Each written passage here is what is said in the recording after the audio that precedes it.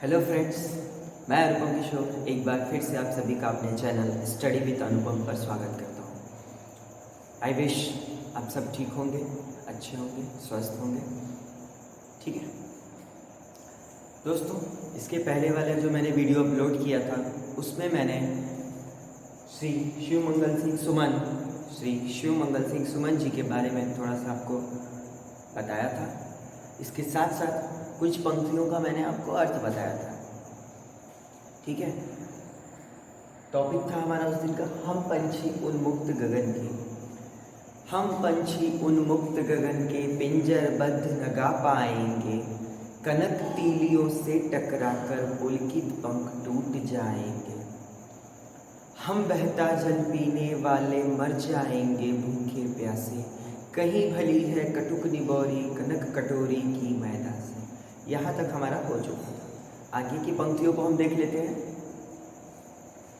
स्वर्ण श्रृंखला के बंधन में अपनी गति उड़ान सब भूले, स्वर्ण श्रृंखला के बंधन में अपनी गति उड़ान सब भूले, बस सपनों में देख रहे हैं तरु की फुल्ली पर के झूले।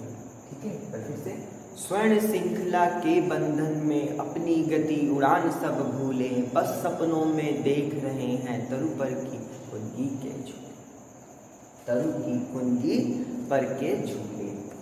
ठीक है, अब इन पंक्तियों को हम देखते हैं और समझने की कोशिश करते हैं कि शिव मंगल सिंह सुमन जी क्या कहना चाहते हैं। ठीक है, अब यहाँ पे देखेंगे तो ऐसा लग रहा है जैसे ऐसा लग रहा है, प्रतीत हो रहा है इन पंक्तियों को पढ़ने के बाद। देखिए यहाँ पे स्वर्ण श्रृंखला के बंधन से अपनी गति उड़ान सब भूले। ऐसा लग रहा है कि पंछी तो बोल नहीं सकते, पंछी बोल नहीं सकते, वो अपनी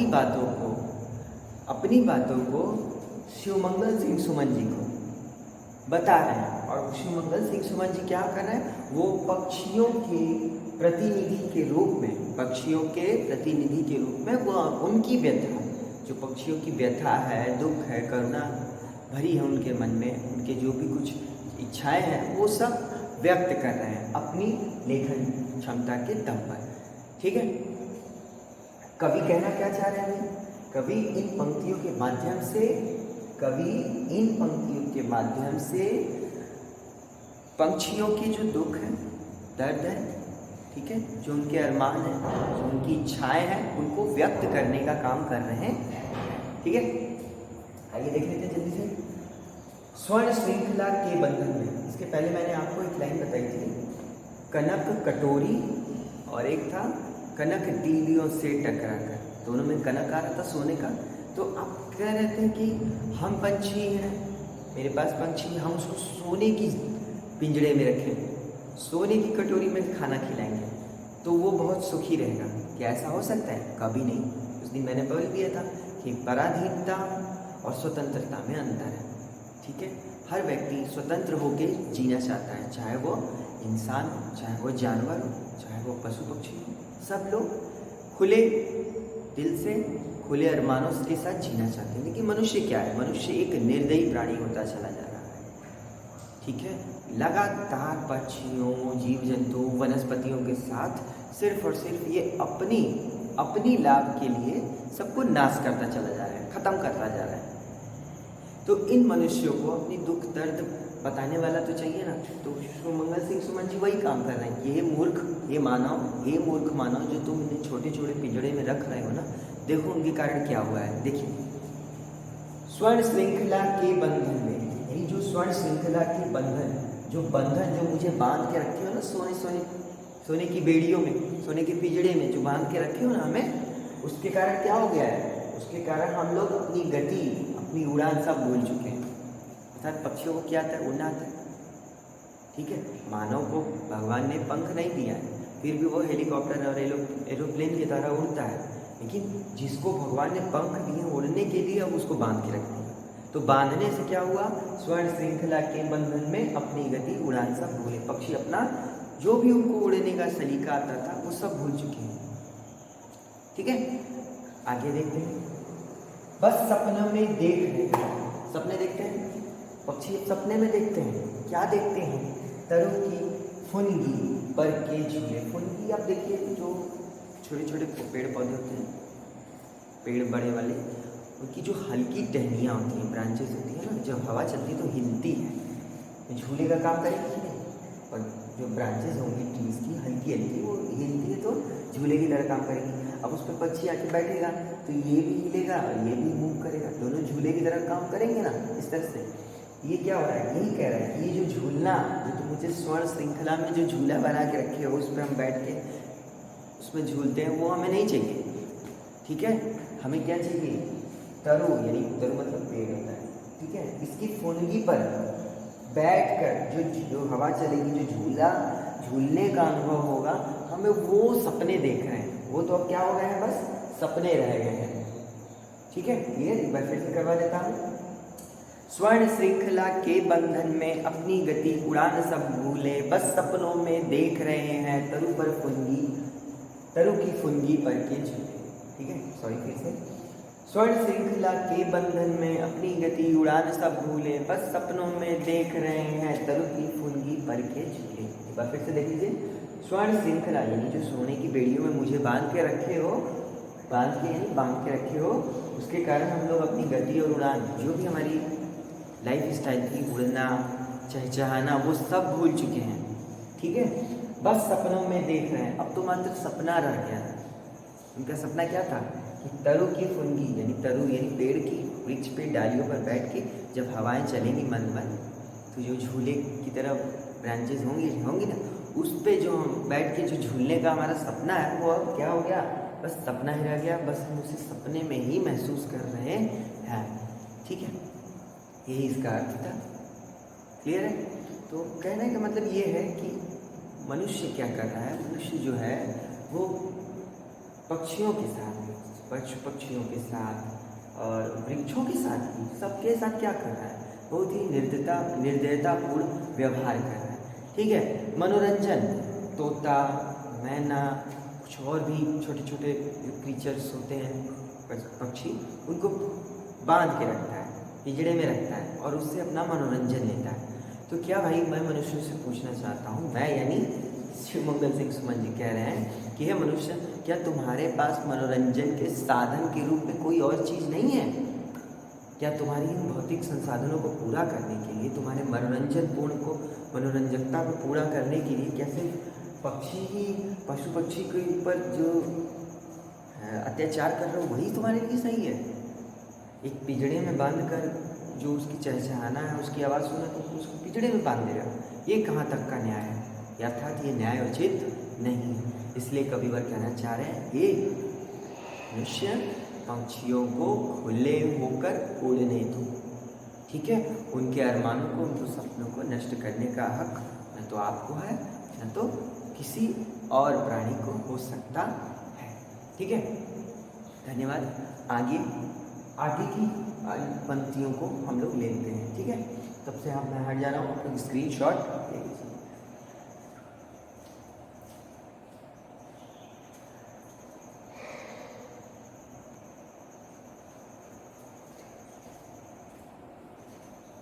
ठीक है, अगर आपको उन पंक्तियों का अर्थ नहीं समझ में आया होगा तो आप लोग कमेंट्स कर दीजिएगा, मैं आपको फिर से उसको क्लियर करवा दूंगा। ठीक है, आइए अन्य पंक्तियों की तरफ चलते हैं।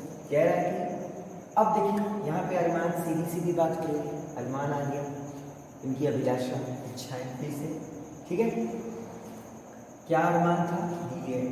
जो नीला आकाश होता है, नीला आकाश, उसकी सीमा को पाने का। यानी ये कह सकते हैं कि प्रस्तुत पंक्तियों में शिवमंगल सिंह सुमन जी पक्षियों के अरमान के बारे में, उनकी इच्छाएं क्या है, ठीक है, उसको व्यक्त कर रहे हैं। प्रस्तुत पंक्तियों में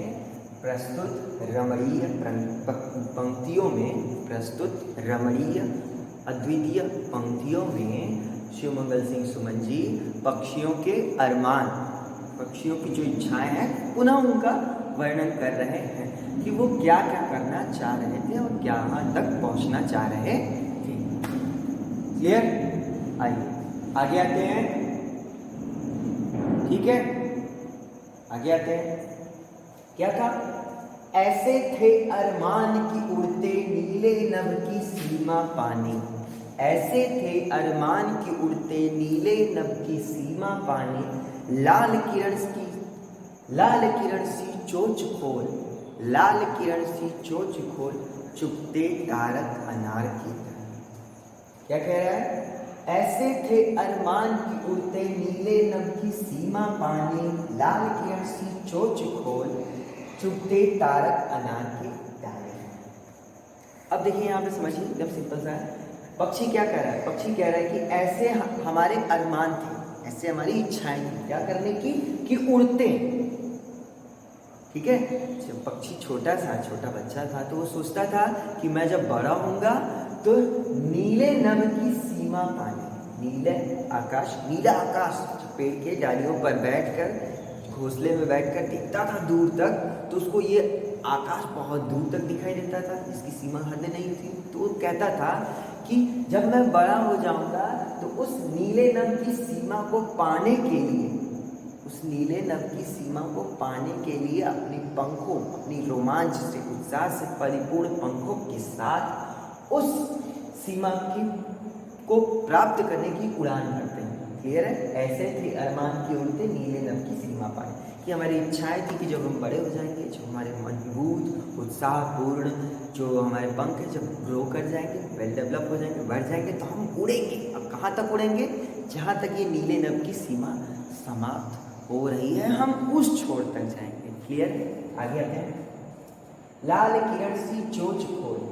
अब देखिए यहाँ लाल किरण सी चोच खोल, जैसे सूरज जब सुबह सुबह उगता है, अब सुबह ही उगता है, तो उस समय क्या होता है, जब उसकी लाल लाल रोशनी रहती है, तो उस रोशनी में जो सफ़ेद सफ़ेद तारे होते हैं, जो सफ़ेद सफ़ेद तारे होते हैं, वो क्या हो जाते हैं? अदृश्य होने लगते हैं, अदृश्य होने लगते हैं। ठीक है, ठीक है भाई, आप लॉजिक तो ठीक है, हम समझते हैं, छोटे छोटे जो बच्चे होते हैं उनके लिए तो तारे डूब गए, लेकिन तारे तो कभी डूबते नहीं थे। लेकिन जब उसकी भी ब्राइट, वो भी ब्राइट, दोनों जब सूरज की ब्राइटनेस ज़्यादा हो जाती है, सफ़ेदी ज़्यादा हो जाती है, तो वो दिखते नहीं हैं, लेकिन छोटे उनके कहने का तरीका होता है। ठीक है, तो कविवर शिव मंगल सिंह सुमन जी क्या कर रहे हैं?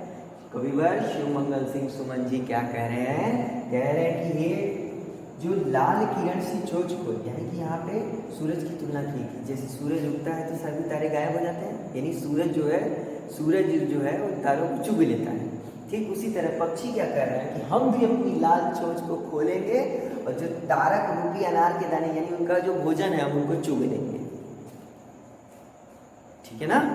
कह रहा है ऐसे थे अरमान के उड़ते नीले नभ की सीमा पाने, लाल किरण सी चोच खोल, चुगते तारक अनार के दाने। अर्थात कवि कहना चाह रहा है, ठीक है, पक्षी कहना चाह रहे हैं कवि के माध्यम से कि हमारे ऐसे अरमान थे कि हम उड़ते नीले नभ की सीमा पाने, हम उड़ते नीले नभ की सीमा पाने।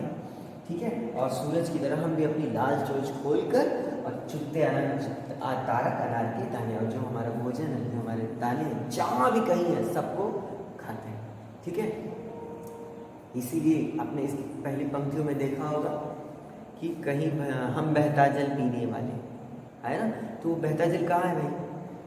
कभी इधर जाएंगे, कभी उधर जाएंगे, कहीं अलग अलग तरह के देशों में, प्रदेशों में नदियाँ हैं, वहाँ जाके पीते, तो वहाँ जो उनको तारक अनार के दाने यानी भोजन मिलता है उनको खाते।